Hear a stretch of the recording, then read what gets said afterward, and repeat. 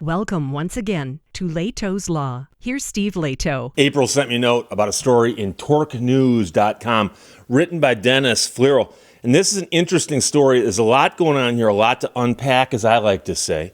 But the headline is, I sold a 2022 Tesla Model 3 with a clean title.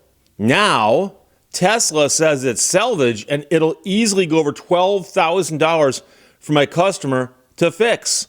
And so the story is being told by the seller, the dealership that sold this car to the guy, and the guy came back and said, here's what happened to me. So the guy buys the car from the dealer with a clean title.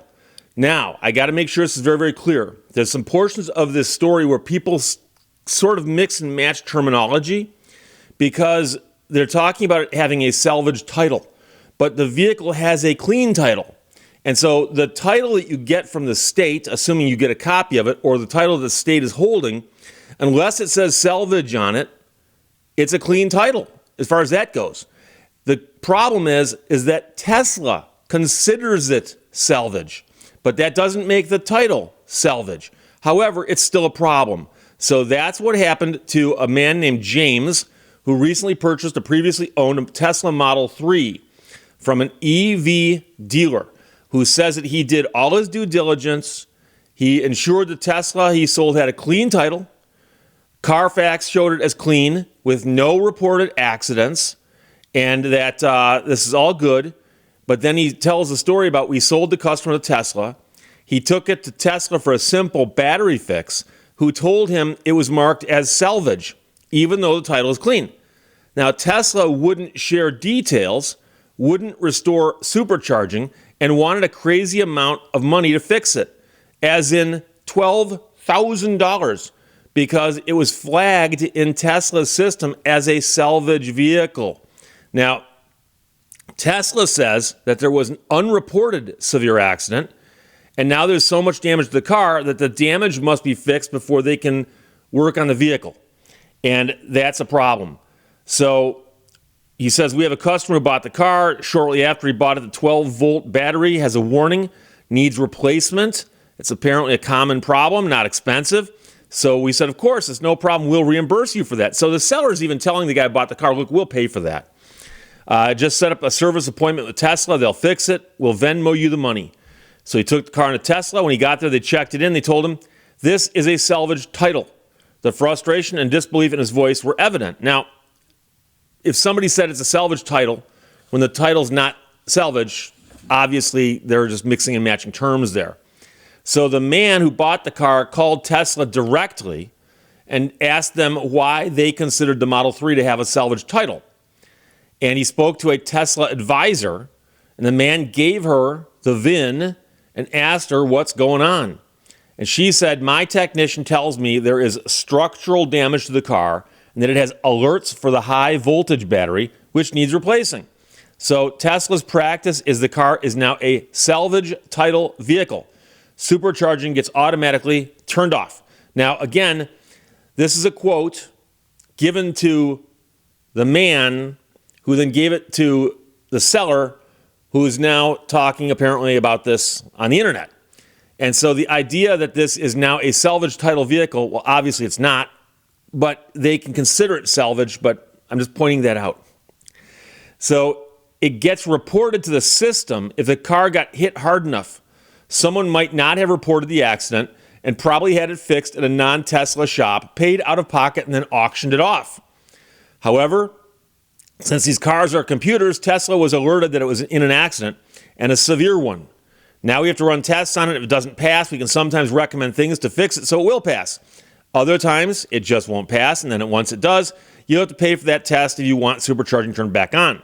So the total for the inspections is a little more than $1,600, and that's just the start because there's a lot of other things that need to be replaced. So the buyer says, but I have the physical title. It's clean. Also, if there was a severe accident, wouldn't it appear on Carfax? So he asked, can you give me at least the date of the accident? And the Tesla person says, no, that is internal knowledge. We cannot release that. We just see that there is structural damage to the car. So Structural damage isn't the same as a salvage title, obviously. A salvage title is very different, potentially, than structural damage. And that's the guy who bought the car talking. So the technician or the person from Tesla said, well, it's now flagged in the system as salvage. I can't release any further information other than what I just told you. So the man points out he's got a clean title in hand. She says that doesn't make it a clean title to Tesla standards because of the damage to the car. I cannot share times, dates, or other alerts because that is internal. Now, here's the thing. If she says that doesn't make it a clean title, again, she's mixing and matching terms there because the title is clean. The title is that certificate of title that you got in your hands. If it's clean, it's clean. So now whether or not the car is to Tesla standards is another thing altogether. So she then says, you're welcome to go to Tesla Legal and request the information about the Model 3's VIN, but we cannot release any further information about the vehicle from now on. So the man points out that the warning light is for the 12-volt battery, and now this person's telling him that there's a high voltage alert now also. So the guy tells the Tesla rep that's not right. They shouldn't be able to do that. And she's basically saying, well, yeah, that's what we do. So the man who wrote the article here, Dennis Fleerl, points out that now you're kind of stuck. Okay? So you bought a car. It has a clean title. Carfax is clean. Nothing to indicate it's been in a severe accident. And keep in mind that it's possible that somebody fat-fingered in a VIN, and maybe the car didn't self-report. Maybe somebody typed in that, oh, this thing was in an accident and hit the wrong VIN and recorded this one instead. That's a possibility. But let's assume that the thing was in a severe accident somehow. There's probably paperwork out there for it. And if it was in a severe accident and then somebody had it repaired, there would be documentation for that, again, somewhere. How do you find it? So one thing that you can do, obviously, is you can get the information from Tesla if you get into litigation, meaning that the lawsuit gets filed. So the man who wrote the article here says one thing you can do is to check with your state's DMV to see if your title's been branded as salvage or rebuilt. But as noted, this man had the title in hand and it said no such thing. He then says to contact the seller and demand a refund and see if that works. But, document everything and negotiate and do what you can. But then he says, consider your legal options. So consult with an attorney. You could file a lawsuit.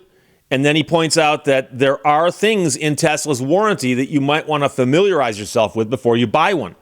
But the question is, and this boils down to, if this happened to you, what could you do? And so let's assume that these facts are true. You bought a car from a dealer. Guy goes, clean title, clean Carfax, gives them to you, both clean, clean, clean. Everything's clean. Everything's clean. You buy the car, that light comes on. You call dealer goes, hey, take it to any dealer Tesla facility. We'll pay to have it fixed. We know it's no big deal. When you go to the Tesla place, they go, oh, this thing's been flagged. It's salvage. It's been in a severe accident. Now what do you do? Well, the question is, what is the cause of action you have? That you bought something that is defective. And here's one of the issues, is that in many states, most states, vehicles can be sold as is by car dealers, and car dealers sell almost every used car they sell in states where it's allowed as is. So you bought this thing as is. It means you cannot sue them for the breach of the implied warranty of merchantability. What can you sue them for? Well, the documents also say we're not giving you any warranties whatsoever. What can you sue them for? Well, in some states, you can sue them for what's called innocent misrepresentation. And it falls in the same category as fraud. So there's fraud, misrepresentation, and innocent misrepresentation. Now, not every state's got innocent misrepresentation. But fraud is where I'm trying to sell you something, and to get you to buy it, I lie to you about it. And you rely upon that lie, you buy it, you get hurt, I profit, and guess what? I lied. Ha ha. That's fraud. That's fraud, okay? It's a little more technical than that, but I'm trying to make this really, really plain English. Okay, misrepresentation is a cousin of fraud, where you and I are involved in a sales transaction, and you're buying something from me, and I don't lie to you, but I don't tell you everything either. I kind of just keep my mouth shut. So you're looking at this car and you go, wow, this thing is clean. It's never been in an accident. And you make that statement because it looks so clean to you. And I keep my mouth shut. And if I knew it had been in an accident and didn't tell you, my failure to disclose vital information to you while you're making that decision could rise to the level of misrepresentation. That's where someone should speak, but they don't. Some states, including Michigan, have got what's called innocent misrepresentation. That is where somebody doesn't speak, but they don't speak because they don't know either. However, the buyer still gets hurt. And here's a great situation.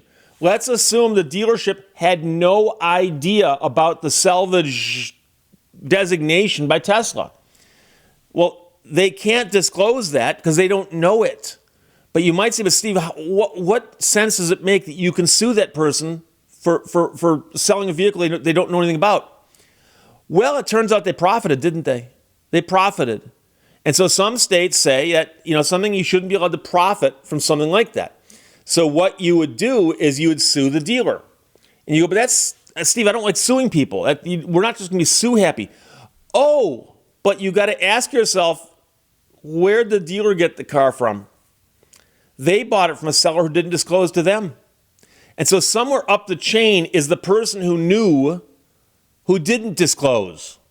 And I've been involved in litigation like that. It's not fun. It might not be worth it on a used car, but I've seen it before where something gets put into the stream of commerce and changes hands 2 or 3 times. And somebody at the end gets, caught holding the bag when the music stops. And yes, that's a mixed metaphor. They see who they bought it from, they see who they bought it from, and eventually somebody upstream gets in trouble. And I've handled cases like that. I've handled a case before where we sued the dealer sued somebody else, they sued the person who did it. And guess what? It trickled down.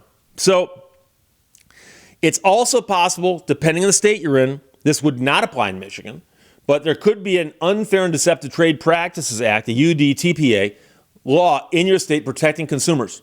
And it depends on the state you're in, but some states say that you can sue a seller if you buy something and don't get the promised benefits. So I will say that Dennis Flierl of Torque News wrote this article. It's a fabulous article. It's a fantastic story in that it's just bizarre that these things happen these days, because I can imagine how frustrating that would be when you're calling somebody and they're going, yeah, your car's been wrecked. And you're like, I got a clean title. Doesn't matter. Our system shows it as being wrecked. So that means that you bought something that other people know stuff about that you didn't know. And that'd be very, very annoying. And then, of course, it costs a lot of money. So they're saying it's a $12,000 fix.